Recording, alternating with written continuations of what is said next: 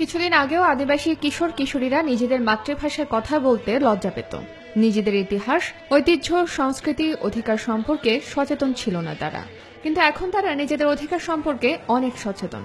আর তা সম্ভব হয়েছে অ্যাকশন এইড ও ডিডিপি নামের দুটি বেসরকারি উন্নয়ন সংস্থার কারণে। কিশোর কিশোরীরা বলছে, সংস্থা দুটির সাথে জড়িত হয়ে তারা বাল্যবিবাহ সম্পর্কে সচেতন, নিজেদের ঐতিহ্য রক্ষার সম্পর্কে ধারণা ও মাতৃভাষা চর্চা করার সুযোগ পাচ্ছে। আমাদের আদিবাসী ভাষা আমরা হারিয়ে ফেলেছিলাম, কিন্তু এই অনুষ্ঠানে এসে আমরা সেটাকে আবার চর্চা করতে পারছি। আমাদের আদি পুরুষরা এই সব জিনিস তৈরি করে তারা ব্যবহার করতেছিল, তাই আমরা আজকে এই জিনিসগুলো যাতে হারিয়ে না যায় এর জন্য আমরা এগুলো তুলে ধরেছি।